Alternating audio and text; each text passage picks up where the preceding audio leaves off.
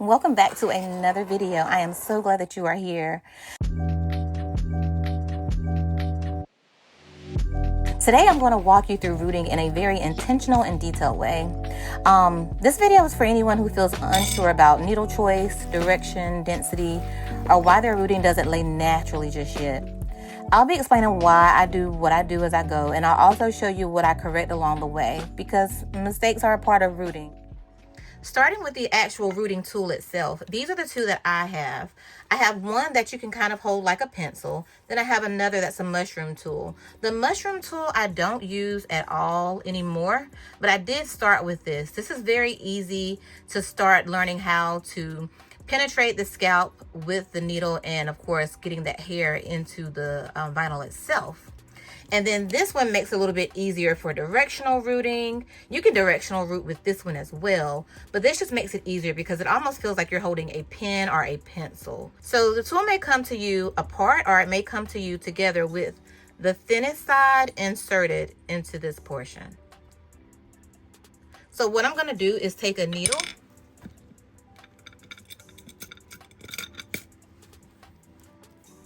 take the handle of the needle, the very top of it, and pop it into this line area right here with the needle facing inward, with the handle facing inward. And then I'm going to just put the top right over it. Make sure that's pushed in all the way, and I can begin to root.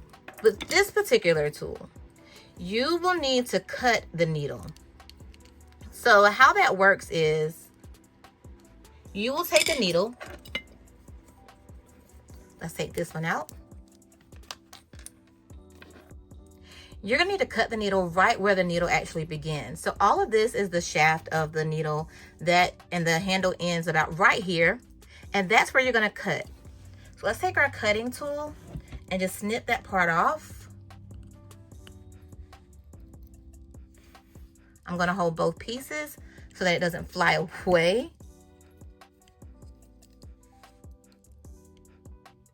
Holding the top of the needle between these two fingers, and then the bottom with my thumb and my ring finger. Okay. So I can take this piece and discard it because I no longer need it. Okay, so let's grab our mushroom tool. So I am putting the cap back on here. I just wanted to show you guys how it came apart for you to see all the different components of the mushroom tool. You have the part that you hold in your hand, the actual needle holder, and then the cap that goes on it. I don't know the technical terms for these, but that's the gist of it. So I'm just going to take it and tighten it up just a little bit, but not completely tight. Leaving it open so that I can put that needle in there. Then you're going to take the needle that you cut and just pop it right there into that hole in the center. And then you're going to close it with the other hand, tightening it up. And that's how you would root. One reason I don't like the mushroom tool is because I don't feel like I have enough needle. And what I mean by that is I want to ensure that the hair is able to penetrate through the vinyl. And I also want there to be at least half of an inch or an inch of hair left inside of the head. And this does not provide me with enough needle to ensure that there is enough hair left inside to glue down. And making sure you have half of an inch to an inch of hair inside the vinyl will definitely ensure that the hair is secure and that it will last through combing and manipulating. So with that being said, the mushroom tool is not my preferred tool of choice, but it's very good to learn with. And as far as tools go, last but not least, you can certainly just take the needle and hold the needle with the handle facing the left. And I've trained myself to do this so that whenever I am using a 1-barb needle, hold the handle to the left to ensure that the barb is in the right position for hair to be caught in it and inserted into vinyl. That is the last option. So you have the mushroom tool. I call this little pencil or pen holder tool, and then you can hold it by itself. If you want to get fancy, you can make your own rooting tool holder. I won't really get into any of that, but you can definitely do that as well. Next thing that I want to discuss are the other types of needles. So this is one of the Heavenly Illusion needles. This is their black needle, and this is their 42 gauge 1 barb. This has rubberized coating, therefore you're able to use these without any rooting tool actually. So you don't even need to have these two tools for the Heavenly Illusion needles because they have this coating, making it easier for you to hold. So with that being said, if you purchase the Heavenly Illusion needles, your tool is pretty much built in, unless you decide to cut it off and use the actual mushroom tool. But it will not fit into this one with this rubberized coating. So as I was mentioning before, whenever you are taking a 1 barb, that's 1 barb. That one particular barb is the barb that you see on the, if you look at it, it kind of looks like a mouth is open on the right side of the needle. That one particular barb is the barb that's going to take the hair and insert it into the vinyl area.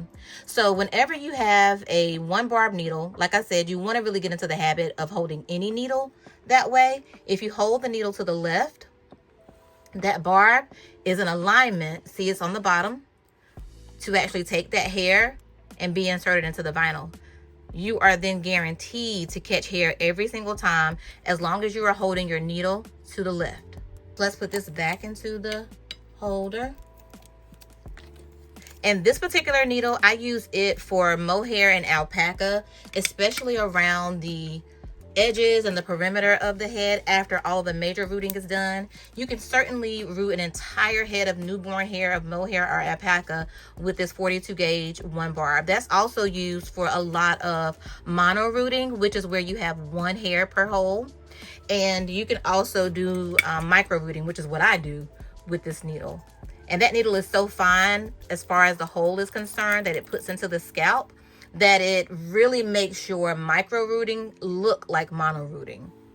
The next needle that I have from Heavenly Illusions is their 42 gauge 3 barb needle. So 3 barbs means that it has 3 of those hooks or 3 of those little mouths, a total of 3 of them on here. Again, holding it to the left.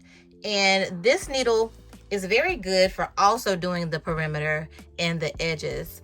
It also helps you to micro root. That's why I like this here. I use this needle with alpaca or with mohair. I like to have my choices when it comes to needles because every piece of vinyl is not created equally. And it also depends on the look that I'm going for. And then this white needle is another 42 gauge 3 barb needle. The difference in between this one and this one is that this one is a bit sturdier. This one is very good for beginners. This one is very good to root human hair with as well. Again, holding it to the left to ensure that you have at least 1 barb ready to connect, and then you have other notches as well on this needle. This is a very good beginner-friendly needle. Now, the Cupid Falls Triangle 40 gauge needle. But she uses a color coding system at Cupid Fall Farms, and she gives you, this is on Etsy by the way, and she gives you a really good breakdown of what every needle does and its function. If you're interested in purchasing hers, I'll be sure to have a link to her store down in the description. All of these will be down in the description. So again, holding to the left, this particular needle is what I will be using because of its strength and the fact that I can catch more hairs because there's more notches on this one. All right, so we can see a few notches, several notches on this particular needle. You may think, well, having all of these barbs on the needle, you're going to chew the vinyl. Chewing the vinyl just basically means that you are scraping the vinyl as you go in with every insert of hair. It can start to look chewed up if you are not inserting the hair accurately. What we do is we make sure that we have sufficient amount of hair so that the barb is not able to scrape the vinyl. This is my preferred needle to use because of the number of barbs and that it will help with the density for rooting this human hair. Make it appear more full by the time we're done. And that's it for the needles that I have and the needles that I use. Is this an exhausted list of needles? No. There are more needles if you are interested, but this is just what I use, and so I'm only going to be sharing what I use. In addition to the needles, I have tweezers, I have a toothbrush, and of course, as you can see, I have Mod Podge. What is all of this for? The Mod Podge is the very last thing. Once you shout hooray and do a song and a dance because you are done, you are going to take some Mod Podge. It doesn't matter if it's matte, gloss, satin, whatever you have that's available. The point is you want to use Mod Podge as your glue because it's flexible and it's water-based. You're going to put this on the inside of the head and then seal it down, lay it down with a brush, an old brush of some sort, any type of tool that you may have, any type of brush that you may have, and just brush that hair against the vinyl so that it lays down on the inside of the head.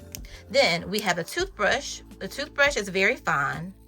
It's not going to pull any hair as we are going along rooting and trying to get other stray hairs out of the way so we can continue to root. So we would use a soft toothbrush.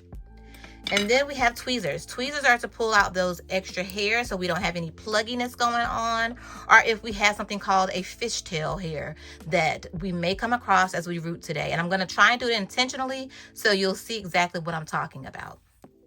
So I want to show you the tool that I use to cut that needle. You may not need anything as heavy duty as this, but you get the concept. You want to make sure that it is a cutter that it can cut through an actual needle. I'll be sure to have this linked, not this one in particular, but I'll be sure to have one linked down below so that you can find it if you're in need of one. To the lamps that I use. So there are two choices that you can use, or not really two, as far as I'm concerned, there are two, but there are several other options that you can use to heat the head on a kit. So first things first is this regular lamp that you could find at a doll supply or even on Amazon.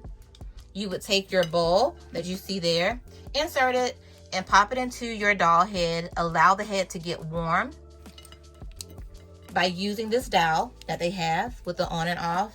At the very beginning, you could take it all the way to the max on so that the head heats up. But as you begin to root, and if you feel the head getting hotter, you bring that temperature down so you're sure not to melt your kit.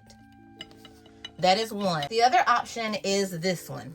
So with this particular lamp, this is actually my preferred one. As you can see, I have the base secured with some plastic wrap to just give me a little bit more strength here at the bottom. But this is my preferred one because whenever you put this into a head, you have this base so it doesn't just fall around in the head, therefore possibly causing a burn or the vinyl to melt like this one can. Although it has this on the sides of it, it is possible that it could fall into the vinyl and just start swimming around and end up laying on the side of the vinyl and burning it. So I love to use this one that has the base so that I can just pop it into the head and then allow it to heat up with the head sitting straight on it and the base on its bottom. Let it heat up, allow the head to get hot, and I can still root with it. And it also has a dial system on it as well that you could manipulate on and off and high and low. But this one is the one that I would use. All heads will not allow for this one, so you have to make sure that you use the one that's appropriate for the width of the hole that you're using for your doll head. Another option is taking some rice, putting it into a sock, heating it into the microwave, and then taking that sock out and actually then inserting that hot sock into the head, letting the head get warm. Then you're able to root. I don't use that one because the ice gets cold too fast. So now that we have the tools out of the way and the lighting source out of the way, let's get into the other tools that you will need for rooting. So of course we know we need some hair. You want to make sure you have a water-soluble pencil or pen so that you can easily wipe away the marks after you are done rooting. Therefore, it doesn't cause any type of staining. And then you also want to have some shelf liner. This shelf liner is to help hold your pillow in place so that your pillow doesn't slide all over the place. A good pair of scissors so that you can cut your hair. A pencil sharpener to keep your pencil sharp. A good rooting pillow. If you're going to be using anything other than a rooting pillow that doesn't have a satin case over it, then you would want to make sure that you get a satin pillowcase. Don't have a satin pillowcase. The other option is taking plastic wrap and then wrapping it over your pillow in its entirety, or wrapping your head in plastic. My preferred method of choice is getting a satin rooting pillow. If you don't have a rooting pillow like this, I have used a neck pillow and taken it and put it inside of a satin pillowcase, taking the neck pillow and then taking the satin pillowcase, wrapping it around, making it tight as I possibly can, and then pushing my head down in the middle to create that hole for rooting in. And then I also have some water to spray so that I can get rid of the markings as I go along, or I can wet the hair as I need to. All right, so the first thing that we have to do is wet our pen. It's just the brand that I'm using that I have to wet it. Not all of them that you have to wet like this. But we are going to map. But before we map, let's just take a look at her head really quickly. Disregard our eyes, have not been set yet. Where do we want her hairline to fall? Take your thumb and then your index finger, put it on the tip of the nose. Pulling your hand out, keeping the same width. Put the thumb on the tip of the nose and then your index finger on the forehead. Make a dot. That's where our hairline should fall. So if I happen to have any fellow visual learner friends that are on here, just so you guys can see exactly what I'm talking about. If this were human hair, I just have mohair up here for the example. But if this were human hair, it would stop at this line right here. I would not root any further down. It would stop about right here. And then for my mohair would go into this section, the line in between the human hair and where the mohair is supposed to end. And then we know the forehead is marked right here, so our hair should fall, our edges should fall about right there. All right, let's get to mapping. All right, so let's go ahead and begin mapping. And one thing I want to make sure that you guys are aware of is that whenever you varnish your head, do not varnish any of the scalp area. The only thing that should be on the scalp area is the paint itself. Unfortunately, varnish will create holes when you're trying to root. So we want to make sure that this area is free from any type of varnishing, okay? The mapping helps to prevent any over rooting or bald spots, and special attention is given to the hairline. So let's complete the look of the hairline. So one thing I want you to always keep in mind when you are mapping is that hair grows towards the eyebrow area. So we can see that brow bone here. If you take your pen, want to keep into account of where our hairline actually is going to fall here, midpoint. So you can actually even take your pen or pencil and do a little marking. I have to keep wetting this pencil. Do a little marking right above the brow bone, right? And in that area, what we're gonna do is point like an arrow right above that brow bone.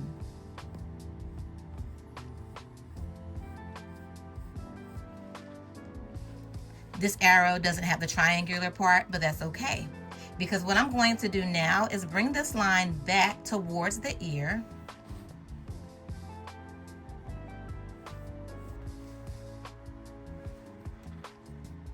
Bring it back towards the ear.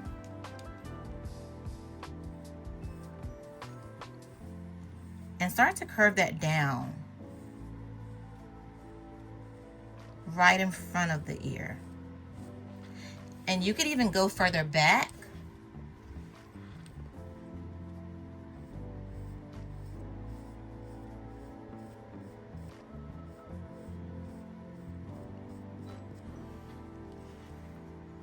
And off camera, I started this part above the ear. But let's just go ahead and define that area there. So if we notice, we have already started to create our hairline area.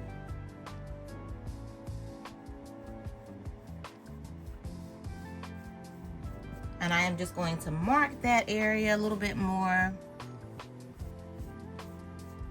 just so I know where I want the mohair to actually be applied.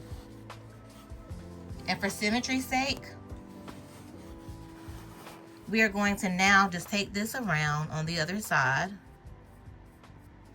turn it, and just like we did on the other side, we want to go right above the brow bone and point a line towards it.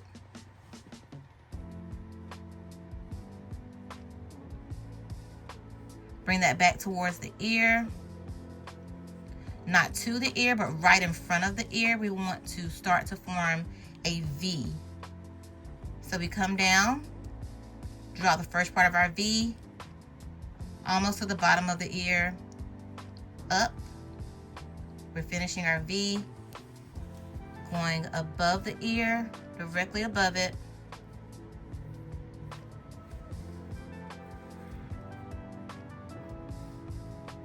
And behind the ear. So what I'm going to do now is make sure that both sides in the front match the area around the temple.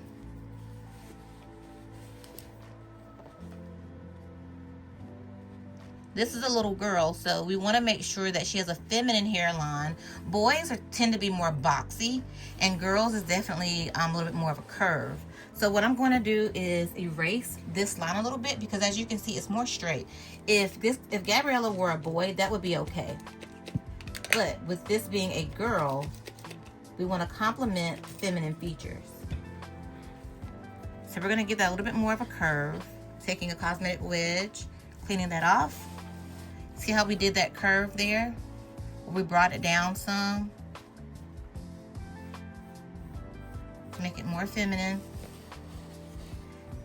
And all of this is more of like a corner. When we start to root, it won't necessarily fall like that. But just for all intents and purposes of showing you guys what I mean, I kind of rounded out that corner. So we can round out this corner as well.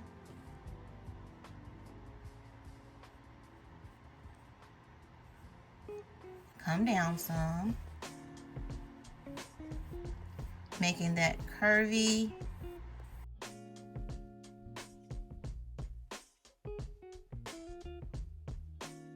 Just to reiterate, be sure to follow the brows. This will really give you the shape of the hairline, making the hair that meets the brow about an inch above it. And then also be sure to consider the gender whenever you are doing the front of the hairline. Just so we don't have any sharp lines.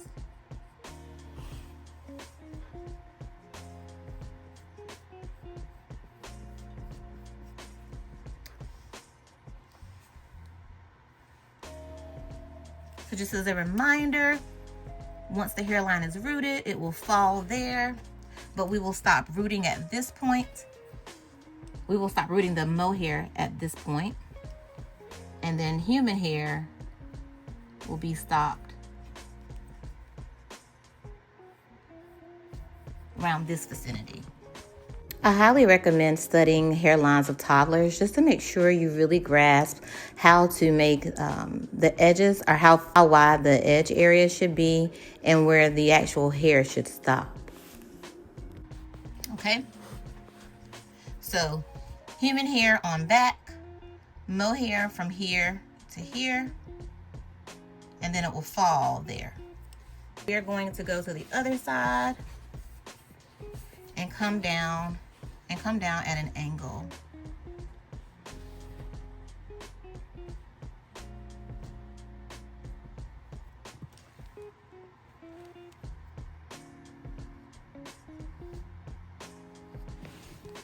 Now, hair does not grow evenly in rows or anything like that, but one thing that I do whenever I am rooting is I like to create rows, and rows that have squares. So I guess you can say I'm creating columns, but essentially I start from the very bottom, the nape. I don't use a ruler, I just eyeball it. And sometimes these lines are not completely even, and that's okay. Doesn't have to be perfect.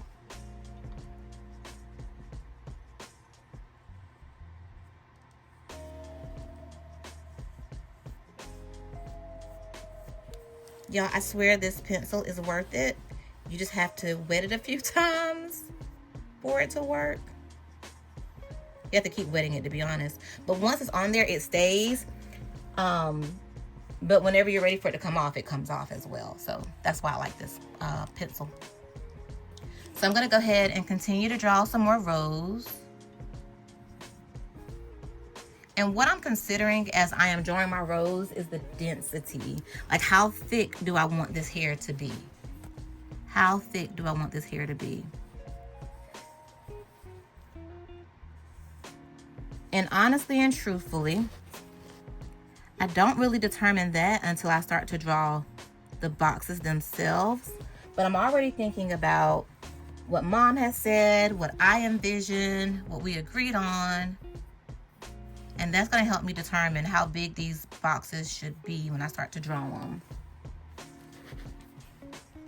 But this is how I root a toddler's head. This is not how I would map a newborn head. This is just for a toddler.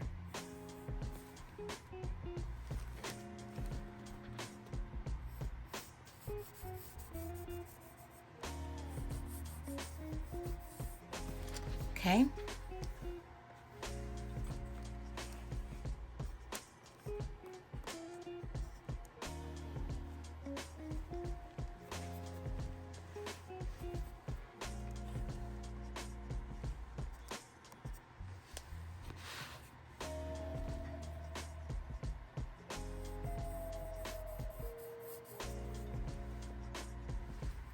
So at this point, I am from the top of the ear and going to the other side on the top of the left ear. But you see that big gap we have from right here to here, right? So all I'm gonna do is just go to the middle of that line and draw another line.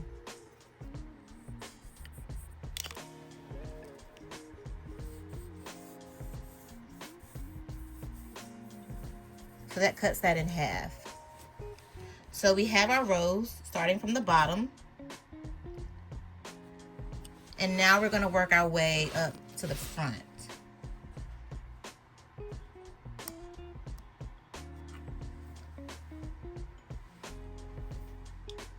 So we know that this is going to be mohair up here in this block.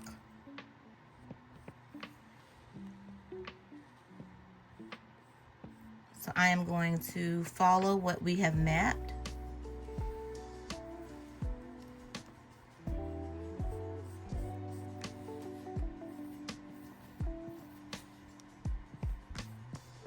Because all of this will be mohair.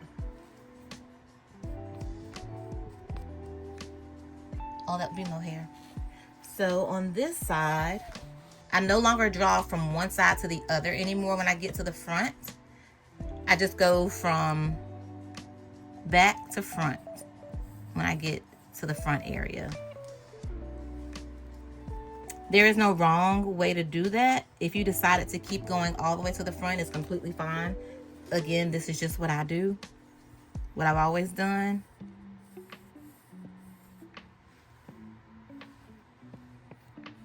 And I am just, again, just drawing a line, just like I did from the right ear to the left ear.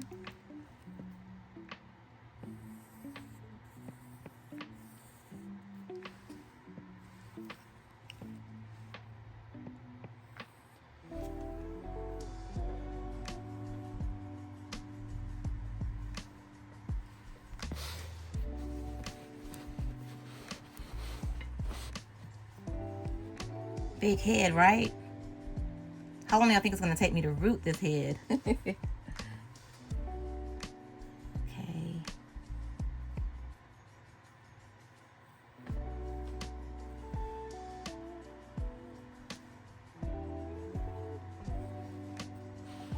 Just continuing that. And I'm trying to keep the boxes the same width. Let me sharpen my pencil again.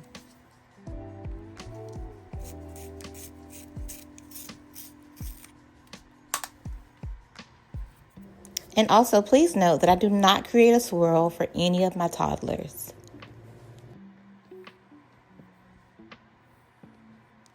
All right. And turning it over.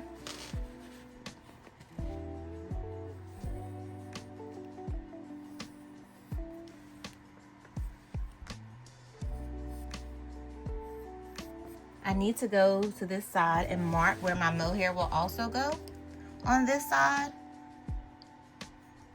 So just copying exactly how this falls because we know that mohair will go in between here.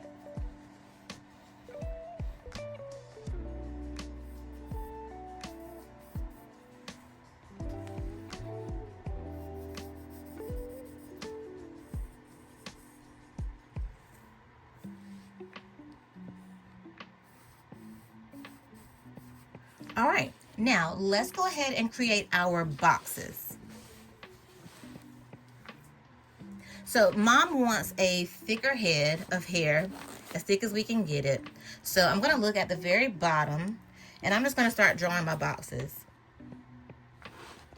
Gonna just come here on the side.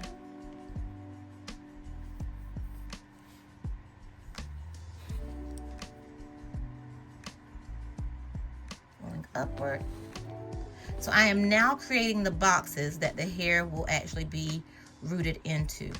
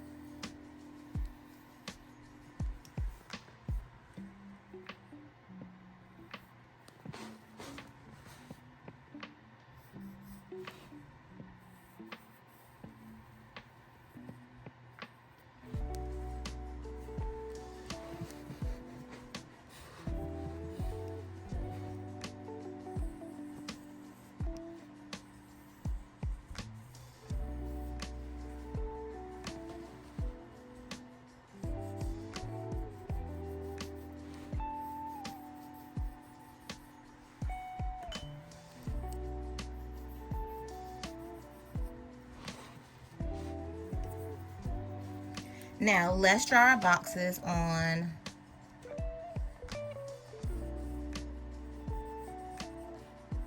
the side of the head. Just coming down the middle. Coming down the middle. Sharpen our pencil again.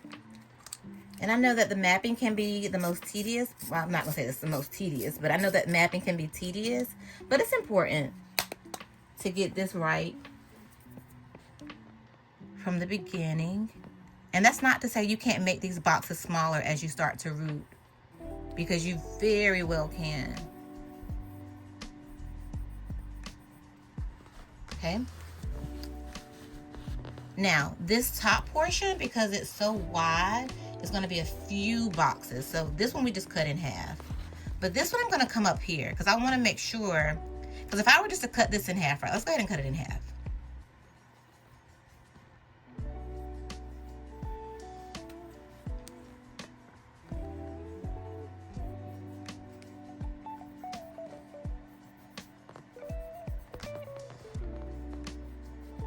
And then just left that. You see how big and wide that one box is? Like if I am trying to concentrate hair in a certain area, this makes it less dense. So since this is a larger surface area, I'm going to cut it in half and then cut it in half again. So this is me cutting it in half again.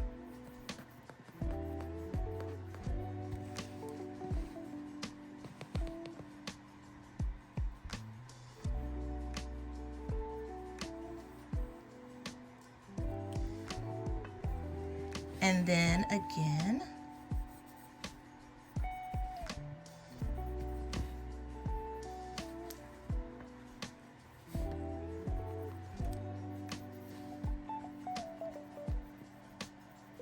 Okay, so now do you see the difference? So this box has been cut in half, therefore I'm able to keep hair in here. Like hair would go all in here if my pencil will cooperate with me. This entire box will be filled with hair, right? Versus, and therefore making it more dense. Now, if I didn't have this line here, I would have more room for thinner hair. And I don't necessarily want that, especially in the top part of her head. So to ensure that I stay dense, that's why it was important for me to cut this box in half, okay? Now let's go and cut this in half on this side.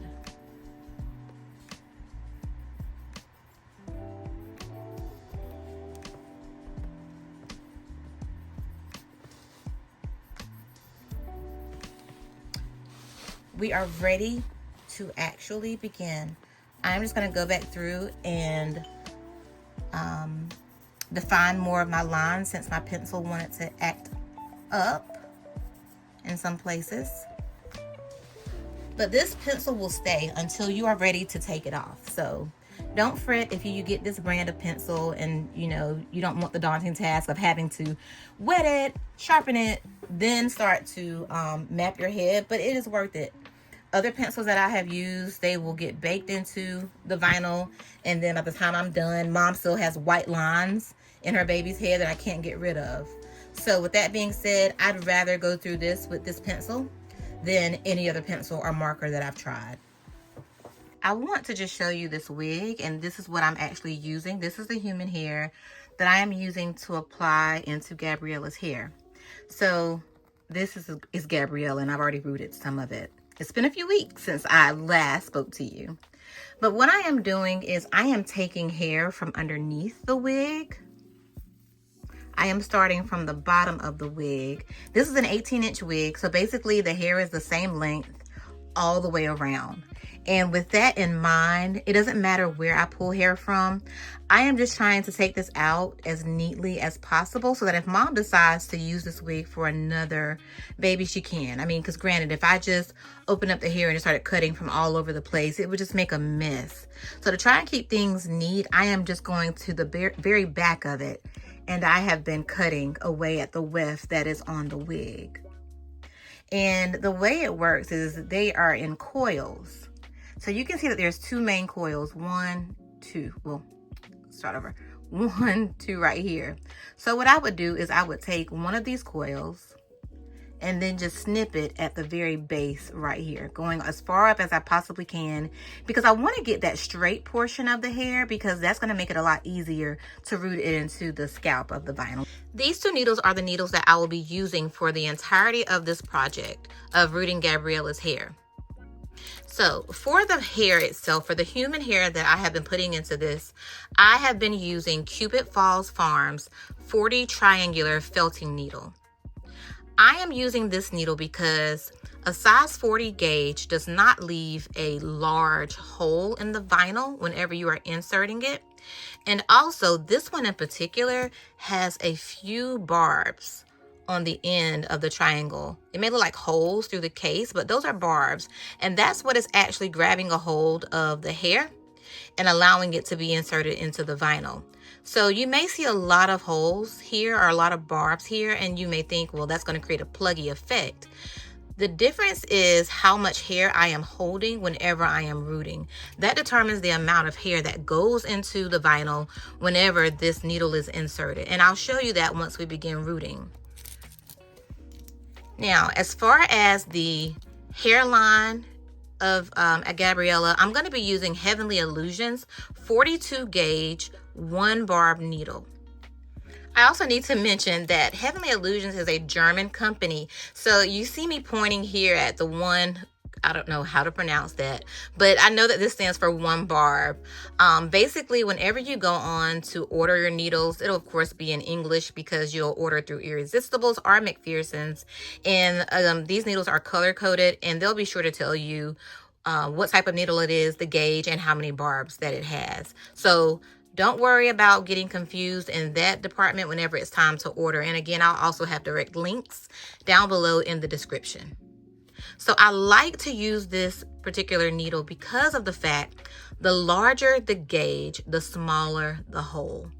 May sound so confusing, but that's just how it works.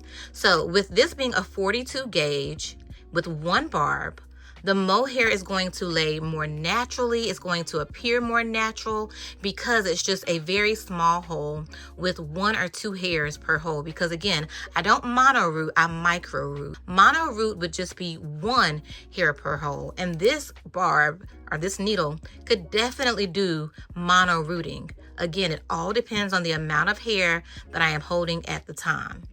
So with that in mind, I just wanted to show you guys what 2 needles I am using for my project.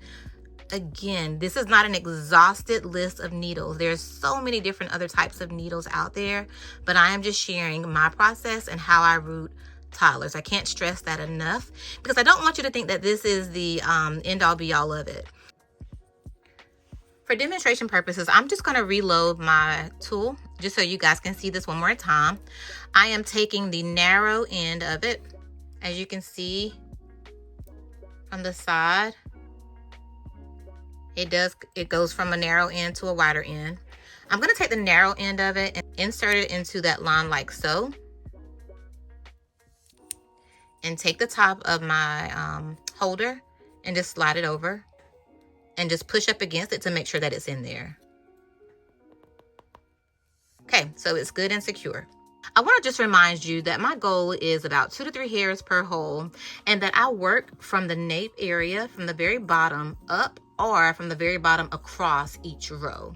I could work horizontally or I could work vertically. It just kind of depends on what mood I'm in that particular day.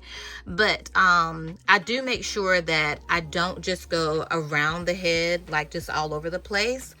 I try and keep it as neat as possible so that I can work my way up. I would never start here and go down. I'll always start from the bottom, and the reason being is I used to start with the hairline first, and then I would then go to the back. But what I realized is no matter if I even glue that hairline down, if I did the hairline first and then went to root, when I lay this head down onto the rooting pillow, as you can see, and if I'm rooting and you know, causing all of this friction, what's happening? That hair is being rubbed out.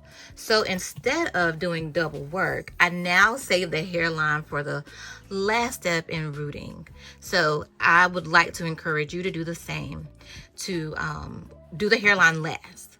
And the beauty in doing the hairline last that I've also learned is that you can create that very nicely plucked wig effect. Let me pull the wig back out so I can show you exactly what I mean.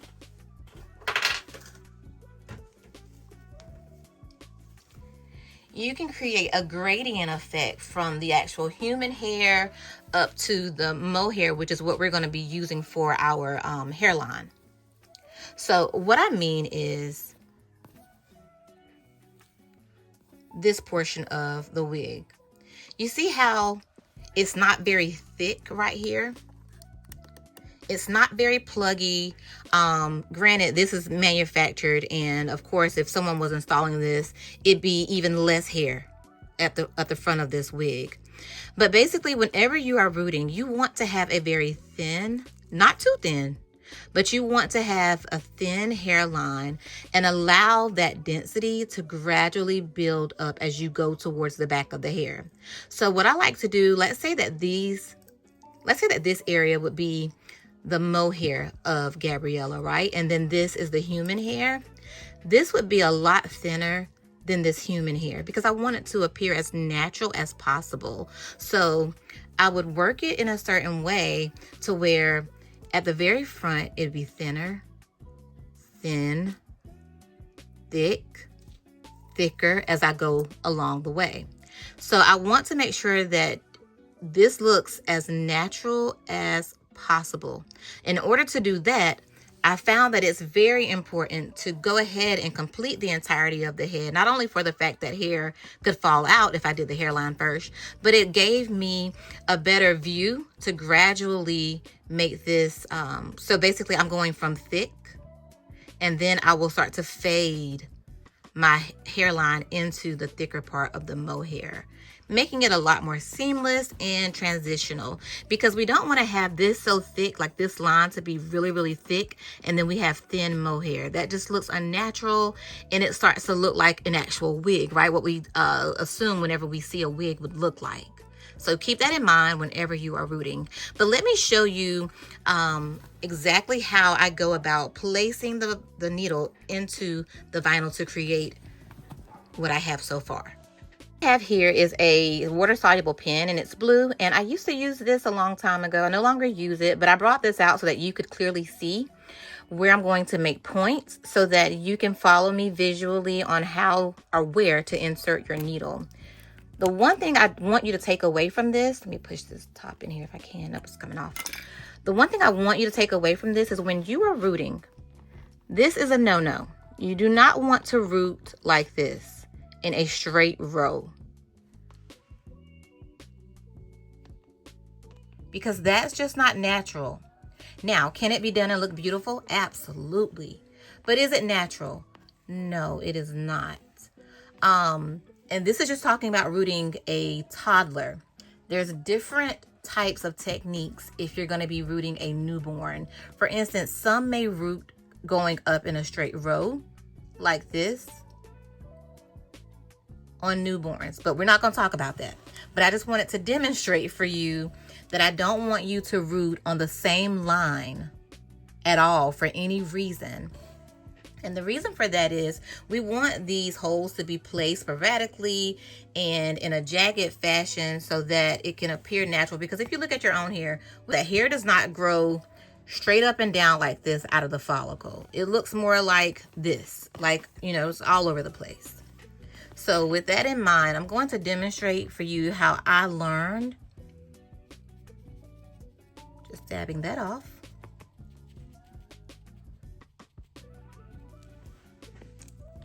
I want you to think about dice, if you will. Visualize some dice, but I'm going to draw for you or make dots of how I put in my needle whenever I am rooting. I'm going to get very close to that last hair in this box. And then after I root there, I'm going to go to the side of it. Yes, it may look like a straight line, but it's not. And then what I'll do is I'll come up here, like in this little window, and root there. So in having that little window, and I may even do this. Like granted, there's no dice that look just like this, but you know how dice looks. You want to think about hair sitting in windows. So instead of us going side by side by side, we're going to go in spaces, in windows.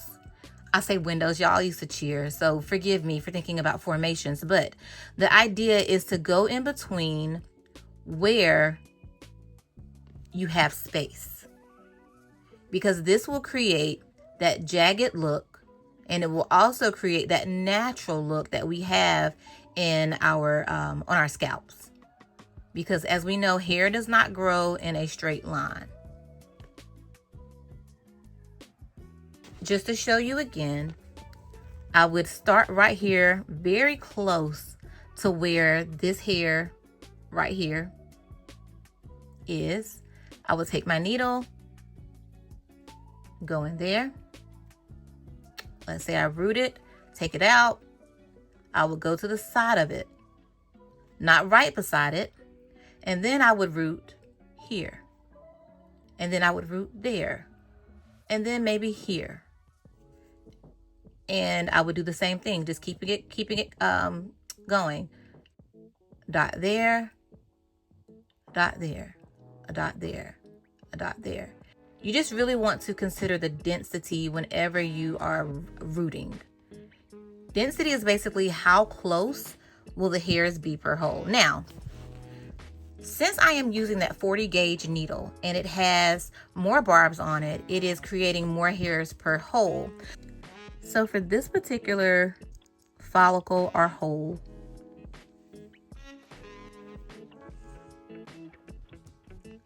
I have 2 hairs rooted into that one hole.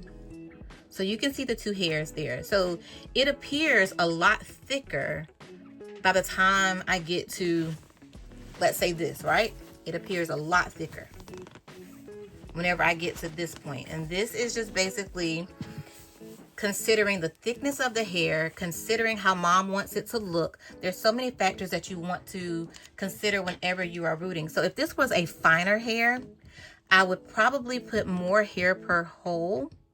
And, excuse me, I would probably put the same amount of hair per hole, but I would root it a lot closer to the next follicle, because I want to make sure that it still appears full.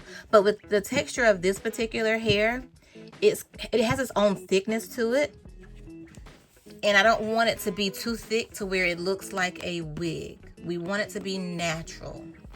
Your hair grows straight out of the follicle, right? So with this particular head, I want you to think about it in an angle. So at the very bottom are the nape of the head. My needle went straight in this way. So basically it follows the curvature of the head. So I hold my needle just like this, just going straight in, following the curvature of the head. Doing so like this. So basically the way you see me pointing towards the vinyl is exactly how that hair will be inserted into the vinyl. So for this particular side, I will hold my needle at this straight out angle, and in this particular area, all of this would receive hair at this angle. And then of course, same thing here, straight out. My needle will just go in. I can pop it in there. I'm trying to show y'all, okay? And then out. It won't go at an angle like this. It won't go at an angle like that. It won't go from the side or any of that. It's just gonna go straight in and out, in and out, in that order or in that pattern that we just talked about, which isn't really a pattern at all. But we're gonna go in that particular, that's the method that we're gonna use whenever we are putting the hair into the vinyl, and we're just going to follow that all the way around the head. Now when we get to the hairline is a little bit different. The hairline is inserted at a very shallow angle. We're going to use a different needle, but in order for the hair to lay flat, what I have to do then is take the needle. So what I would do when I get to the mohair and to the hairline, because like I said, I want it to lay flat this way, I would actually take this needle just like this, rooting it into the vinyl in this way. Because the way you insert that needle is exactly how that hair will lay down. So what I have in my hand is mohair as well as the 42 gauge needle. The 1 barb needle, the Heavenly Illusions, because that's what I'm going to use to root this hairline that we have here. I am actually not going to use all of this hair. I just picked up some hair. I'm going to get a little bit less of hair than this, because the less hair that you hold in your hand, the better, and that will prevent you getting a pluggy effect, especially until you really get a handle on rooting. I'm going to cut this off because it's always best to cut from a very clean end. And anytime you're rooting mohair, you're going to make sure that you root from, you're going to make sure that you are always rooting with the hair in the alignment that it came in the bundle. So this was in the bundle like so. And I cut it off of the bundle, and I'm making sure to keep it in that same direction. I don't want to flip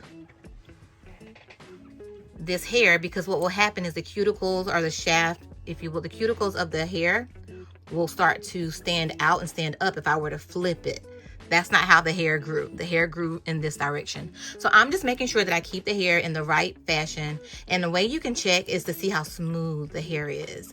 If it's smooth, if the mohair is smooth whenever you rub your hand down, then it is in the right direction. But if I were to flip this and try to take my hair, if I were to flip this and then rub downward, it would be frayed and it would feel a little rough, not as smooth. But this is a very smooth feel. So I know I have the hair in the right direction. Now, until you are completely comfortable with this, you could even use less hair. And we're gonna root this mohair in the same way that we root with the same method that we root the human hair. We're just gonna change our angle. So follow me closely here.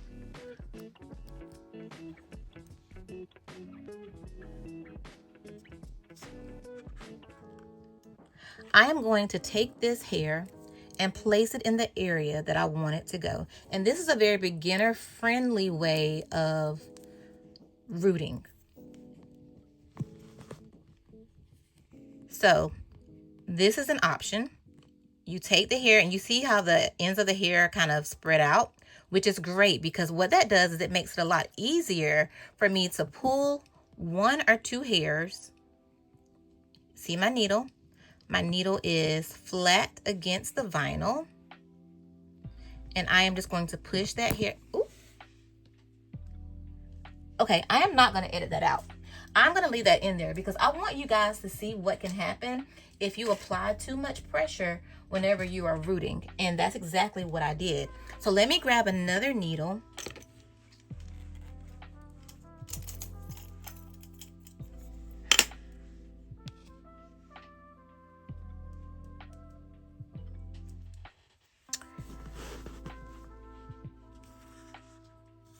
Okay. Take this hair.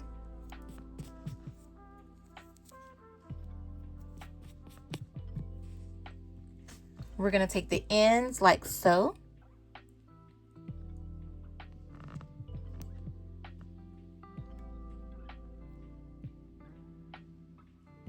And I'm just going to grab 1 hair and push it inward.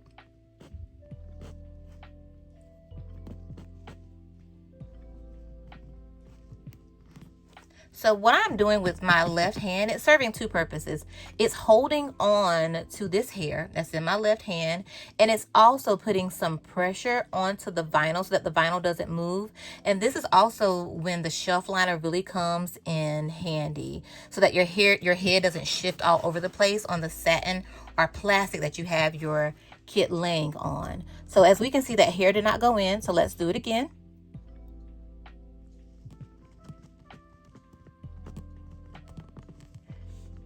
Let's see the angle of my needle.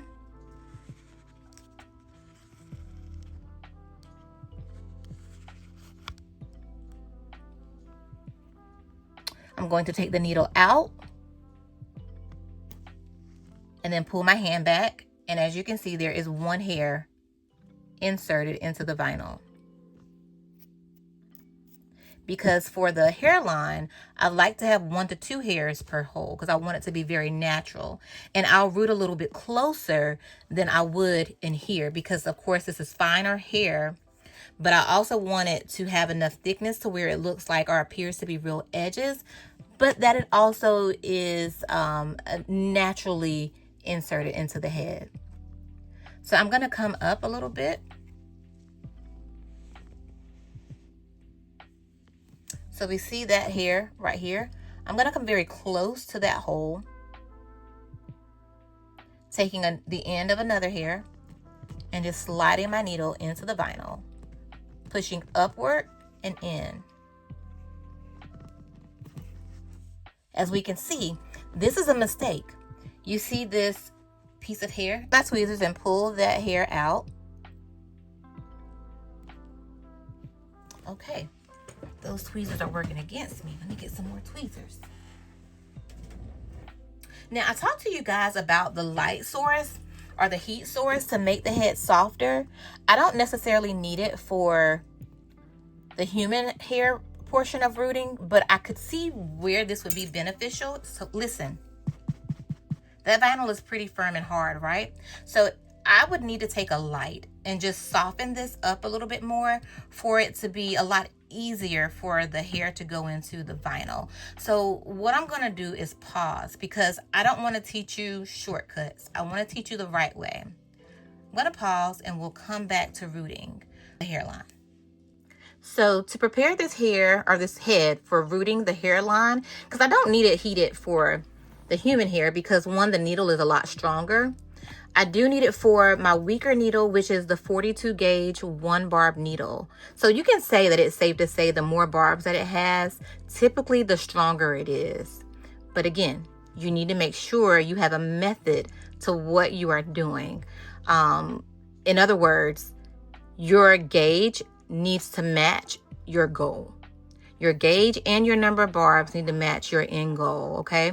So what I'm doing now, y'all, I'm so sorry about the dogs, but what I'm doing now is I am taking this light, the salt lamp light that I showed you at the very beginning for supplies. And I put this plastic wrap on here just to protect, if I can, like the bottom of the vinyl. This is a base, and the beauty of this is it won't just swim around in the head and possibly burn the inside of the head, melting the vinyl because of the base. Let me show you the other one. This one, there isn't a bulb in this one, but you pretty much can get the idea. There are some that are sold like this without these clamps on it. But what you do is you just take it, and this could end up falling into the vinyl. And if this hot bulb falls into your vinyl, it's going to melt the head. God knows, that's the worst feeling ever. You don't want that. So to prevent that, make sure you are using a light source that has a base, or you could use like a heating pad if you wanted to. Have your rooting pillow, heating pad, and some other liner, maybe another satin pillowcase or something, or you could stuff it into your satin pillowcase just to heat up the head, therefore making the vinyl a lot softer. So let's go ahead and take this light, and I'm going to plug it up and turn the dial on. All right, so this is the dial. You can see the light coming on in the head, allowing that head to heat up. I'm going to make sure that this is in there securely. Yep, we're good. I'm going to let that heat up the vinyl so that we can really get into the demonstration of the hairline. So how do you know that the head is ready? One or two ways. You can feel the warmth with experience and just know that, okay, it's soft enough. Or you can take your needle and test it. So right now, I know if I took my needle, it's still, for one, it's still hard to the touch. But if I take my needle and it's hard to insert, like I'm struggling, then I know that it's not ready. I'll know it's ready once I can feel the warmth, and then we'll see how this needle glides into the vinyl. So hang tight, and I'll show you in just a moment how soft it is. It has been about 6 or 7 minutes actually. So let's see how this goes into the head. You see how that was able to glide straight into the head? So that's the importance of having a heated head, especially whenever you get to the hairline. Number one, you don't see any holes. You don't see anywhere in here any means of like penetration from the needle. Number one. Number two, it's a lot easier on your body, on your shoulders. See how that just able to glide right in there very easily. So just making sure that this is freshly nipped off again. So we see this last hole right here where that hair is. I want to get close to that. And I'm going to take the needle flat up against, or as flat as I can get it, up against the vinyl.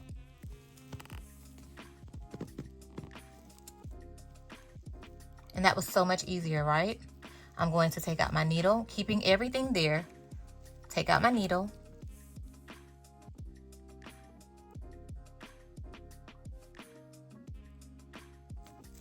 Move my hand. And then I have hair in that hole.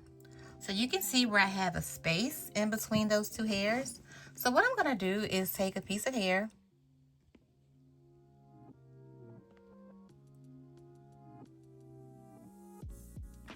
go in between, take out my needle, move my hand.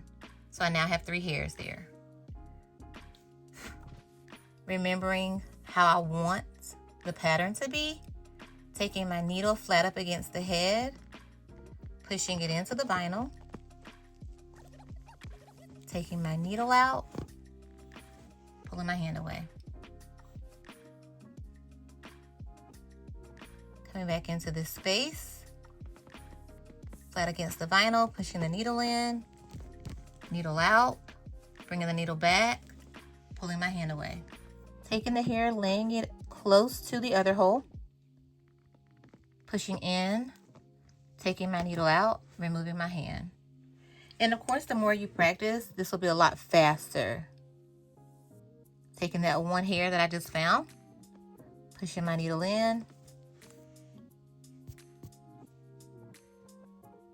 pushing my needle in, bringing it back, moving my hand. You don't want that hair to come back out of the hole.